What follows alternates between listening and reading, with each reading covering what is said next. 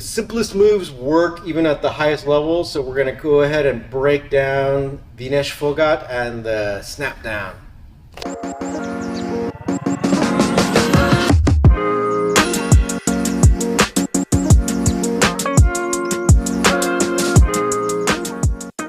Saw the video of her snapping down all the best women in the world. She even beat the woman who was supposed to win the gold medal from Japan. But how did that happen? It's using the same move ultimately to destabilize a person, and then you got to follow through. So let's go ahead and go to like maybe the sequence that people would just assume would be the sequence of the snap down. So say like if we're here in our wrestling position, right? You get the collar, you get the deltoid, right? So even this doesn't have to be done like that, right? But chances are you might start off something like this when you're learning it, right?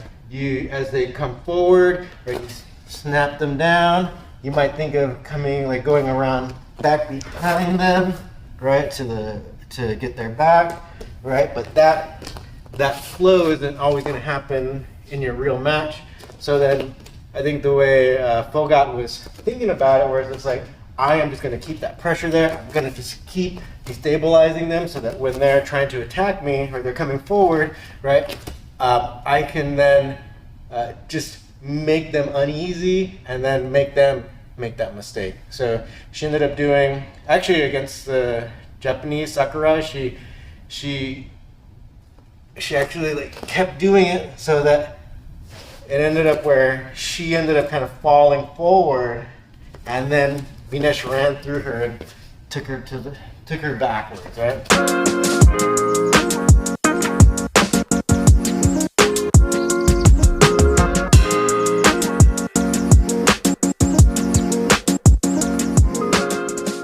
Another common one where it's like, say if someone is really good with their balance, you snap them down, you don't go down completely, right? So when they start rising up, you stay down, and then you go for your double leg.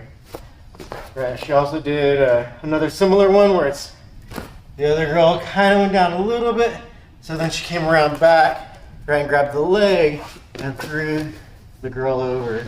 So there are a lot of variations. You want to try to see what they give you, but ultimately it's all about that destabilization, feeling when they come forward at you, right? Then you get out of the way and then say, hey, like we're talking about Michael Pixley's thing last video, you can go for that 3/4 Nelson if you're doing like no-gi or even catch wrestling, or so you can go for your pin. This should be legal and freestyle. You're just not going to see it happen very much. So just think about that. Try to remain flexible so that I would say the only thing that you want to be thinking about, not following through like the whole scenario, but following through at least with the technique. So at least think of getting them to here, right? So this might not always happen, but at least try to follow through with this motion, and then see how they react. All right, and then you might have to come around the corner, throw the leg, or 3/4, or they might only go down a little bit, then you can shoot for your double. That's really the way you want to think about it. Like you want to stay flexible so that when in a match, like it doesn't go the way you're intending or the way you envision it, like you're not like confused, right? So you gotta kind of just keep rolling with it, right? How'd that feel? Not fun. Yeah. But I do use this a lot. Yeah. So it's a pretty good move, right? Because I think with more jiu-jitsu people and more non-experienced wrestlers, they stand up upright. And that gives them the opportunity to snap them down. And their instinct is to come back up because they don't want to face plant. So. Mm-hmm. Yeah. So I think chances are like the snap to the like double leg or something, it's gonna work.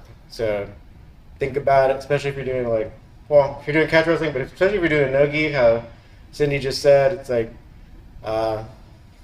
most of them aren't wrestling, so you have an advantage. So think about that snap down, and then counter when they go upright.